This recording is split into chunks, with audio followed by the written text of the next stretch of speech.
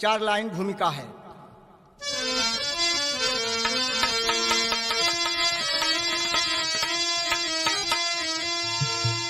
आत्मा और परमात्मा को अलग करती माया फंसा करके चंगुल में है। बाबा 1,84 योनि में भटके मनुज, तन का विस्तार 84 अंगुल में है। मार्गदर्शक बिना मिलती मंजिल नहीं, बाबा डूब जाती है कागज की नैया किनारे। क्यों भटकते हो माया के भोजाल में, कर लो जीवन सफल सद्गुरु के सहारे।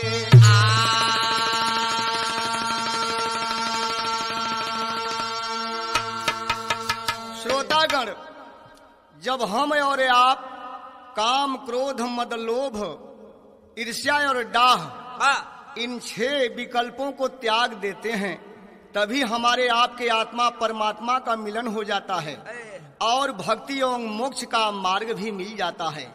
तो यहाँ एक लाइन गजल है।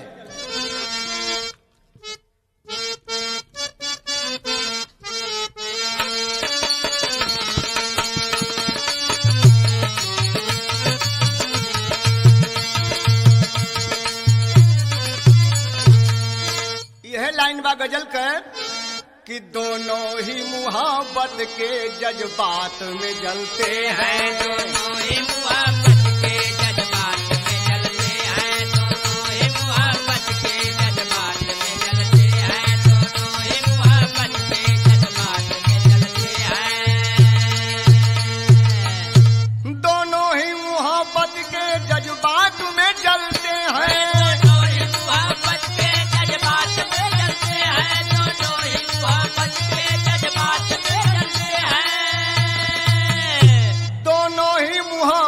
के जज्बात में जलते हैं। वे बर्फ पे चलते हैं, हम याग में चलते हैं। वो बर्फ पे चलते हैं, हम याग में चलते हैं। वो बर्फ पे चलते हैं, हम याग में चलते हैं। वो बर्फ पे चलते हैं, हम याग में चलते हैं। लेकिन वास्तविक भाव है कि मिलता है सद्गुरु के चरणों में धाम चारों।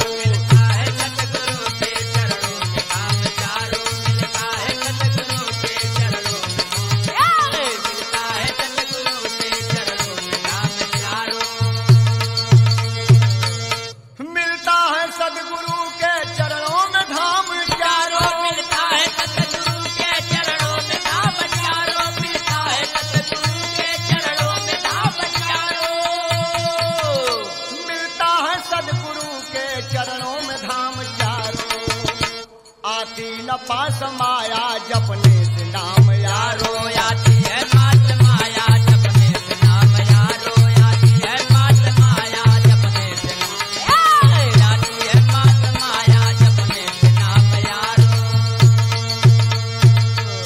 पारस बनाता लोहे को स्वर्ण का खजाना, देता न रूप अपना यह जानता जमाना।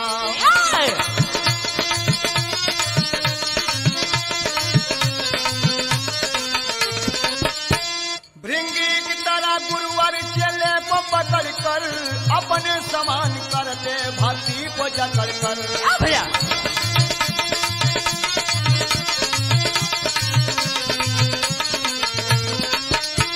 गोविंद से भी बढ़कर गुरुदेव का तराना, चेला को मिलता गुरु से गोविंद का ठिकाना।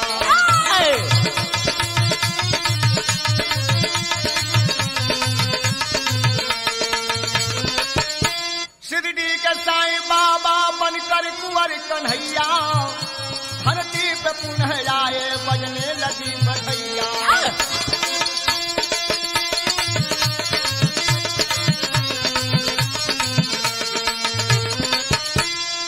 एक लाइन है जब तर्ज मिलल बात।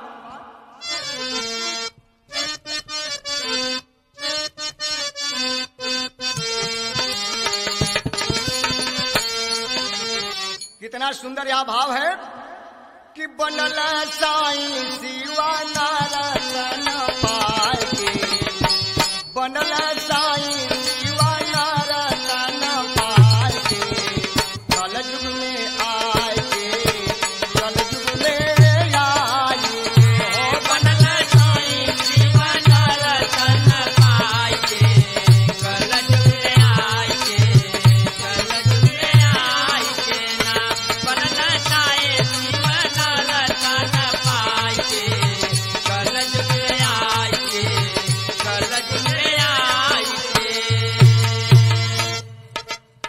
सोचे भूत प्रेत भाई हम हंका मऊतिया सोचे भूत प्रेत भइल हमन के मऊतिया सोचे भूत प्रेत भइल हमन के मऊतिया रोग व्याध दूर भइले खाय के भभूतिया रोग दूर भइल खाई के मऊतिया रोग दूर भइल खाई के मऊतिया बिहस बाबा होली गमक जलाए के बिहस बाबा होली गमक जलाए के कल युग में आए के कल युग में आए के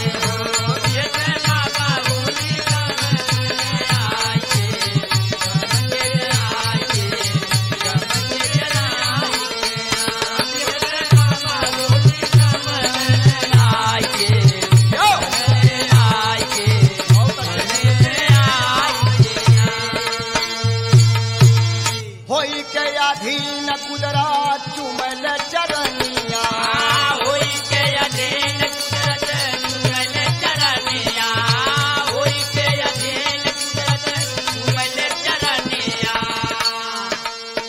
धरती आसमान बिहस देख के लगनिया धरते आसमान बिहर देख के लगनिया धरते आसमान बिहर देख के लगनिया कैले लीला जग में ज्योतिया जगाए के कल युग में आए के कल युग में आए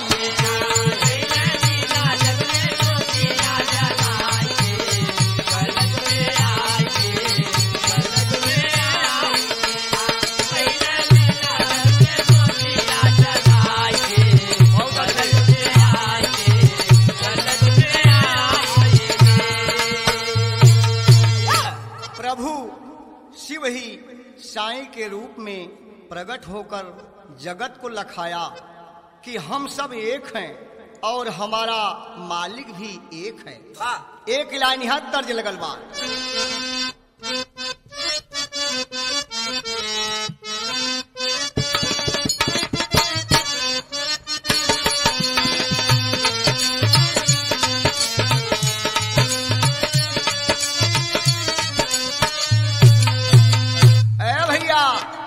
के तनन का बदलल ताका धीर हो आके बाबा के सरनिया के तनन के बदलल ताका धीर हो आके बाबा के सरनिया के तनन के बदलल ताका धीर हो आके बाबा के सरनिया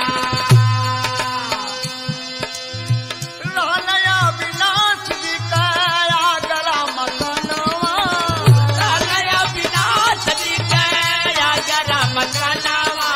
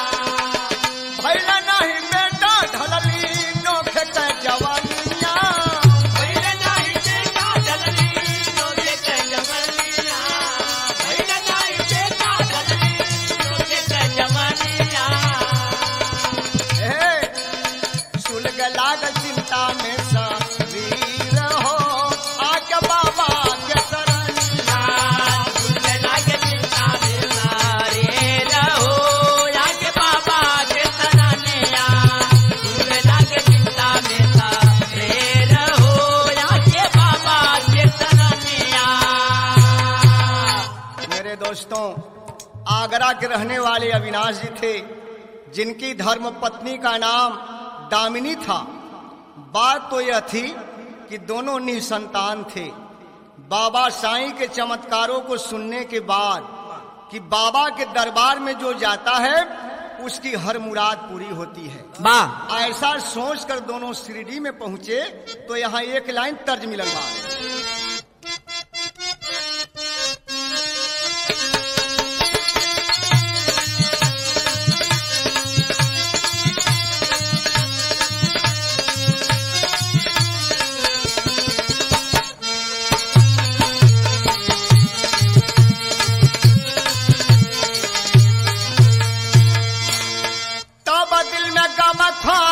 गतना दिल हमार बा,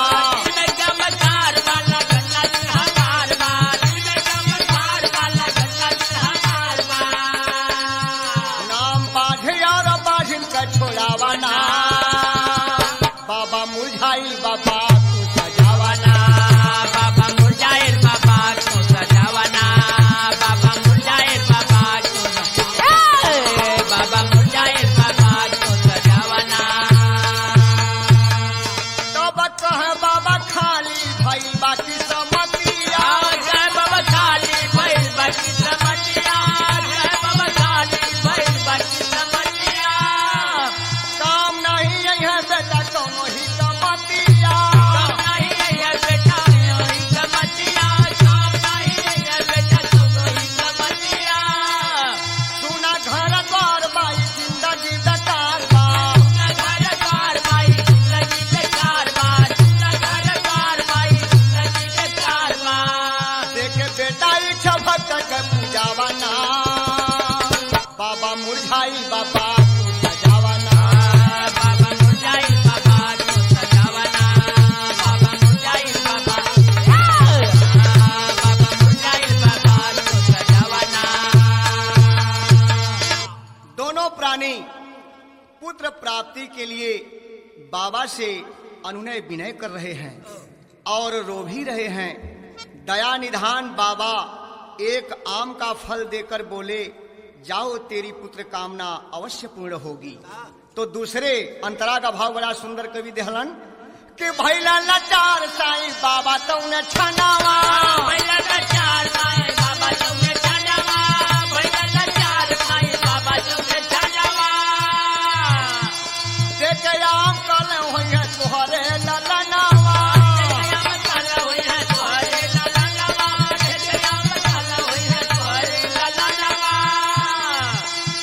नाटक मन का मोर भारतीय में भयल भोला,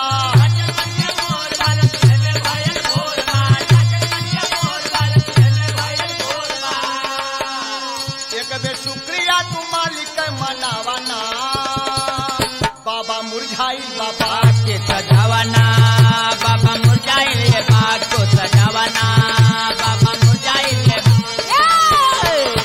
बाबा मुरझाइल बाग के सजावाना। कुछ दिन के बाद अविनाश जी के धर्म पत्नी को एक पुत्र सुंदर पैदा हुआ, जिसका नाम बड़े लाड और प्यार से दोनों प्राणी दीपक रखे। बड़ा सुंदर यहाँ एक लाइन तेरी में भाव है।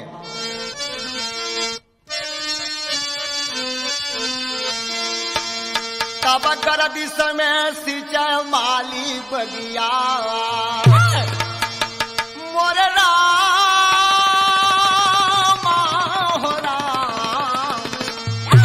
अब गर्दी समय सिंचाई माली बगिया, अरे तब पैदा भयल पुत्र बिखरल उषा का लाली, अरे हलाली अरे हलाली अरे हलाली।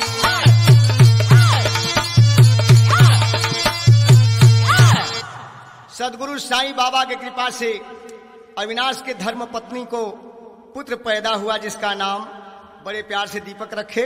एक लाइन ही जब फिर तर्ज मिलल है।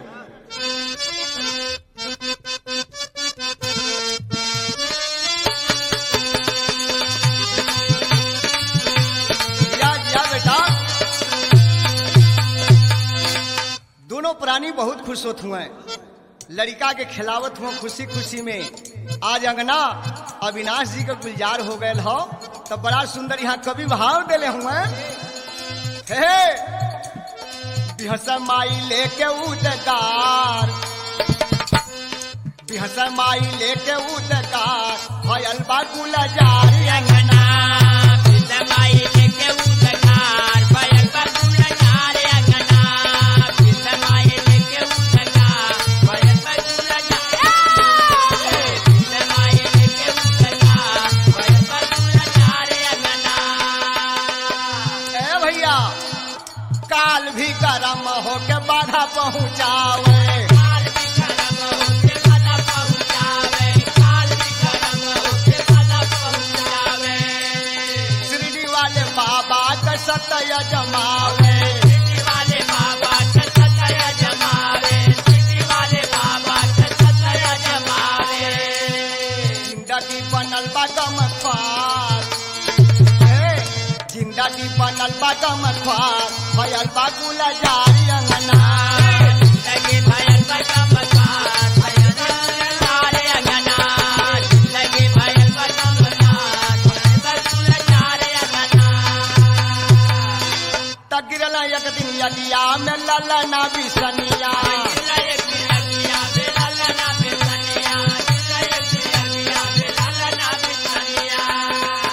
फूल के समान भैली धाधा कतिया गिनिया,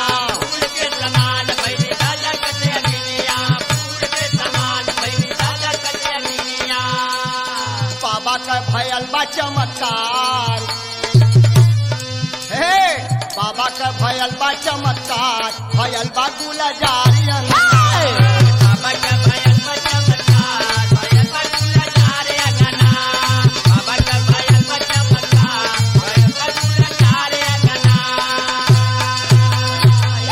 मेरे दोस्तों एक बार बाबा साईं अपने भक्तों के साथ धुइयां पे बैठे हुए थे। इतने में बाबा करते हैं क्या कि अपना हाथ आग में डाल दिए।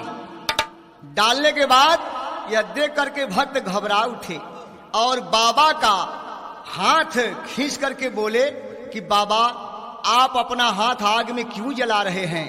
साईं बाबा बोले कि एक मेरा भक्त था, उसका लड़का आग में गिर गया था, इस वजह से उसको बचाने के लिए मैंने ऐसा किया। अब इसके बाद कहानी ये दूसरा जो है चल बा यहाँ पहपट में भाव बात।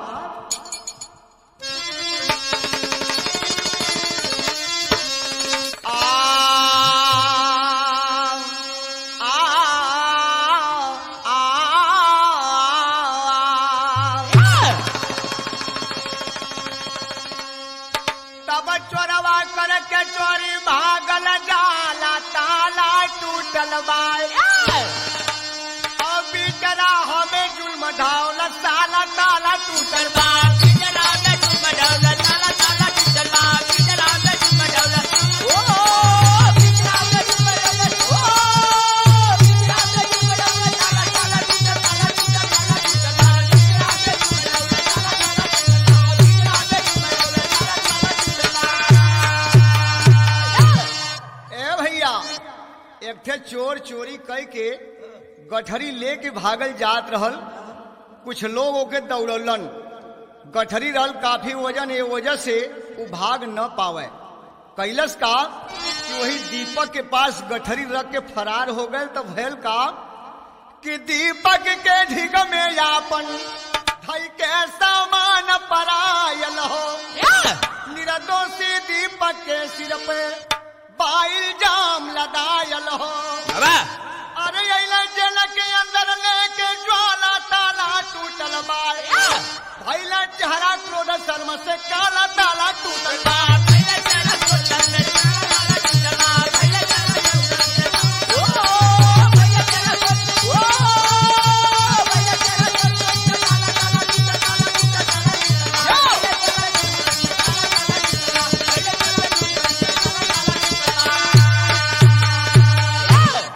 बाबा अपने भक्तों को बचाने के लिए और उनका उपकार करने के लिए क्या क्या नहीं किए। गुनाह जो है अब दीपक के ऊपर लद गया, वह बेचारा जेल की हवा खा रहा है, लोग जाकर के दीपक को ही पकड़ लेते हैं। लेकिन इधर बाबा कैलन का कि बाबा अपने भक्तों के लिए क्या क्या नहीं किए। चोर का रूप धारण करके साईं बाबा जेल के सामने अपना गुनाह कबूल करके दीपक को छुड़ा देते हैं, क्योंकि दीपक निर्दोष था, वह चोरी नहीं किया था।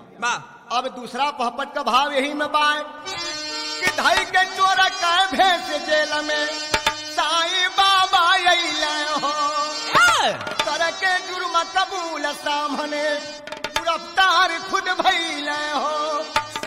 अरे चलल दीपक छोड़ के गमक नाला ताला टूटल बा, चलल संकट बाबा सिर दीवाला ताला टूटल बा।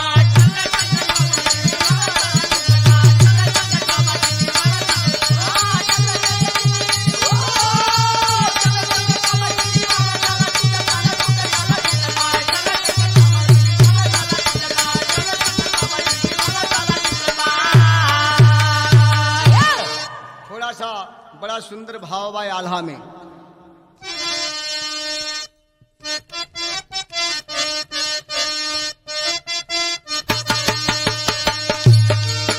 हाँ यह बात है तो जैसे नाही रोकल से रुकला तूफानवा भैया, जैसे नाही रोकल से रुकला तूफानवा भैया, जैसे नाही रोकल से रुकला तूफानवा भैया, जैसे ना दिगावल से दिगला पहाड़ा, जैसे ना दिगावल से दिगला पहाड़ा, जैसे ना दिगावल से दिगला पहाड़ा,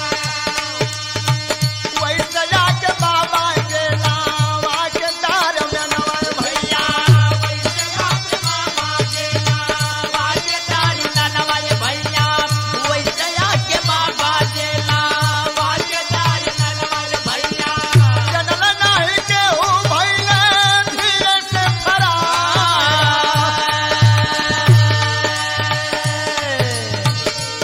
थोड़ा सा चलता ले लाई है तैला तिला कहरू द्वार दे के सही तिया। ए भैया तैला तिला कहरू द्वार दे के सही तिया। और चला दीपक की रवा पर से हरा सवार अइला नेवा हरी लेके दिलवा में लगन लिया। और लेकिन नहीं साईं बाबा अइले दुआर, पहिला विवाह अधियाई बारैनिया।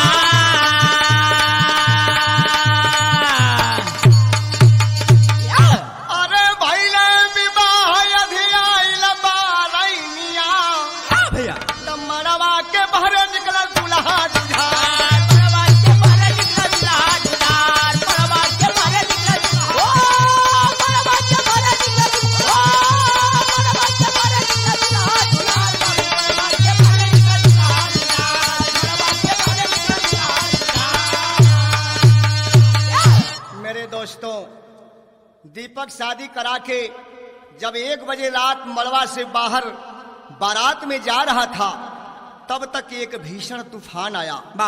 और जब तूफान कुछ शांत हुआ, तब तक एक खूंखार शेर आया और दीपक पर वार करने वाला ही था। तब तक हुआ क्या, अब खड़ी में यहाँ भाव मिलल बा बड़ा सुंदर।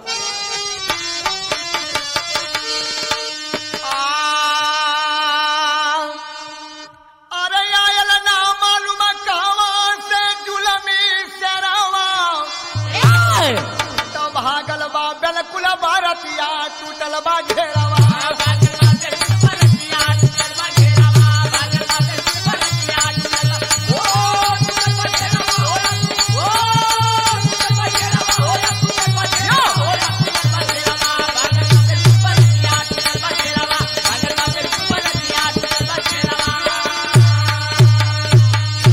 दुल्हा से कुछ दूर रह गयल वह नाहर खूंखार, तब ने दूसरा शेर आया के रोकलस जुल्मी वार।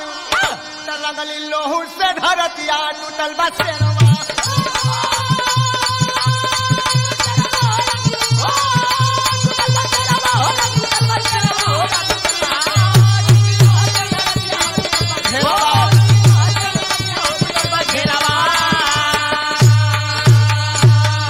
ए भैया, एक शेर अचानक आए के दीपक के ऊपर वार करही वाला रहल, तब तक अचानक एक दूसर शेर आयल और वो शेर के मार के एकाएक गायब हो गया।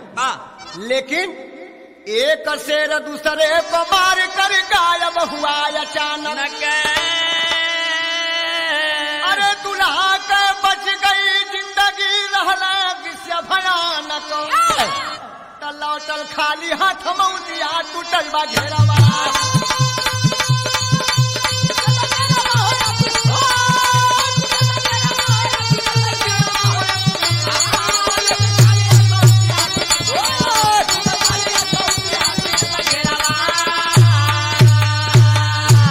अरे आयल ना मालूम कहवा से जुलमी शेरवा। भागल बादल कुल भारतिया टूटल बा घेरवा।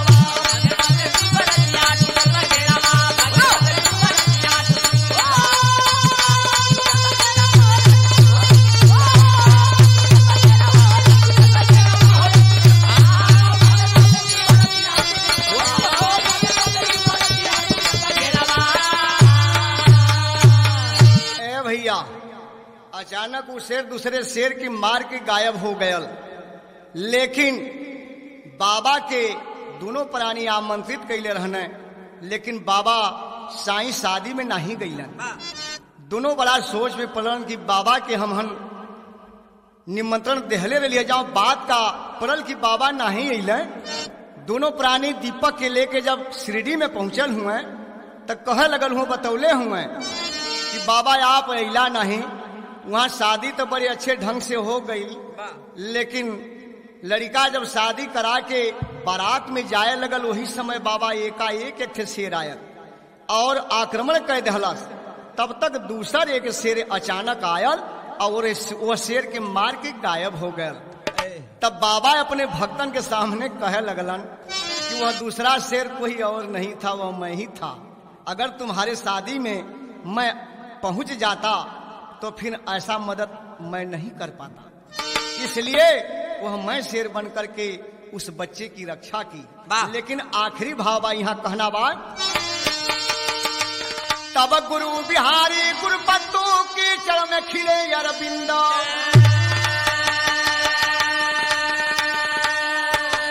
गुरु बिहारी गुरुपत्तू की चरण में खिले अरविंद।